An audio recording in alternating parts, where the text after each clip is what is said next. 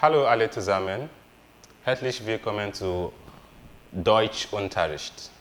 So, heute lernen wir die vier Fälle.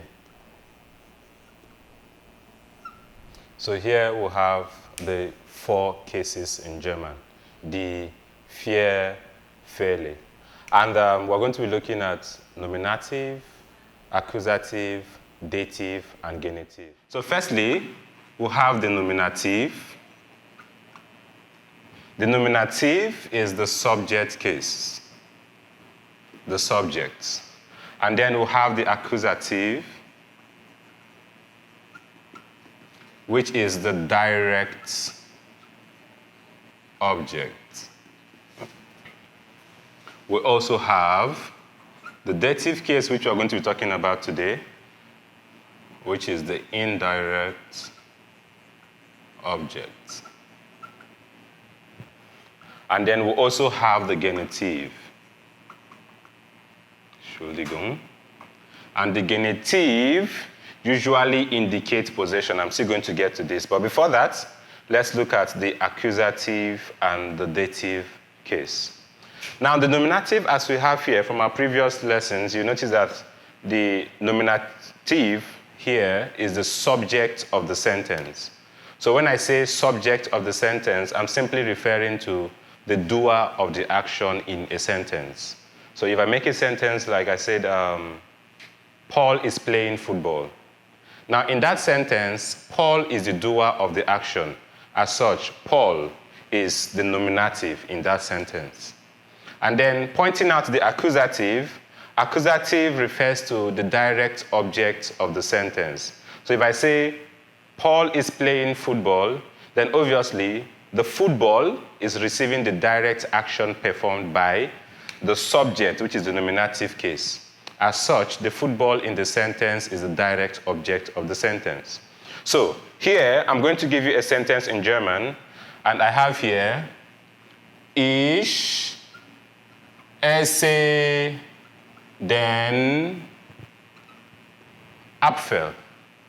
So here, as you can see, we have the subject of the sentence, which is the nominative case, and then we have the direct object of the sentence, which here is the accusative case. Now, we are still going to look at the pronouns and the definite what? Articles. Okay, so over to the pronouns and the definite article. Here on the board, we have the definite articles. As you can see, in English language, the definite article is the. And we also have the indefinite article here, which is a or an in English language. So in German, the definite articles for masculine noun here, der, for feminine noun, die, for neutral is das, and then plural is die. Now, if you look closely here, you'll notice that the article differs, that of the masculine article differs. So here we have der, and then here we have den. So the question is, when do we have this in a sentence? Now, if you look closely here, I wrote, Ich esse den Apfel. Now, Apfel is a masculine noun in German, which is a bit funny. Of course, in the English language, it should be a neutral noun, right? Yeah. So here, we have der Apfel. And for der Apfel, in the accusative case, this der changes to den, which is why we have den Apfel. But then, if you look closely here, you notice that the feminine article doesn't change here. So it remains the same. Neutral, it remains the same, and then for plural, it also remains the same. There's no change whatsoever. So just the masculine article changes in the accusative form. Now, over to this place here, we have the dative words case. And for the dative case, the masculine changes to, that is the definite article, which is der, changes to them. And then the indefinite article ein changes to einem. The same applies for the feminine article. It changes from die to der. Eine changes to einer. And over here, we'll have das changing to them. Of course, similar to the masculine article here. And then ein also changes to einem. Now, if you look closely in this table, you'll notice that I don't have the indefinite article for plural nouns. Because, of course, it will be funny if you're saying, I have a children, of course. So if you look closely here, the plural nouns does not have indefinite article. So from what we have here on the board, I could make other sentences. Let's say, for instance, we'll have a sentence that says, Der Junge kommt heute. Now here we have a very simple sentence that contains only the doer of the action. Recall I told you that the doer of the action is the subject of the sentence. And the subject of the sentence goes with the nominative word, case. As such, der Junge here is the masculine noun and it goes with what? Der. Now if I have a complex sentence, I could have something like this. Ich gebe der Frau das Geschenk.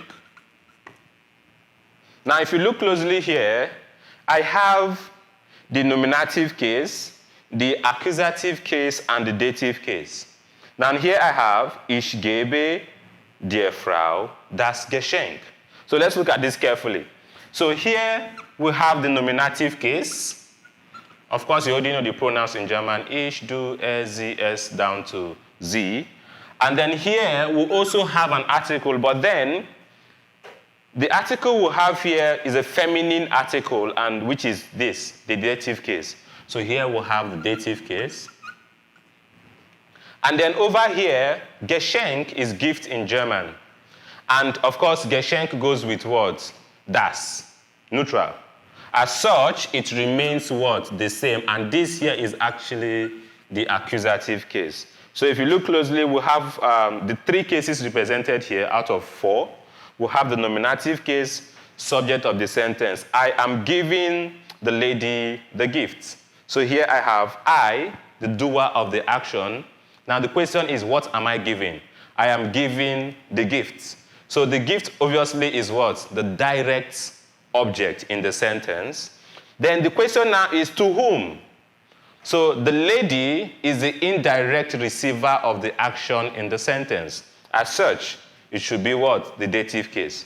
So which is why you have the feminine noun, Frau, changing to what? Der, as you can see here. So we have Ich gebe der Frau das Geschenk. So what you have represented here on the board, here we have the nominative, accusative, and dative case for the definite articles and the indefinite articles. And then we can also have sentences like this.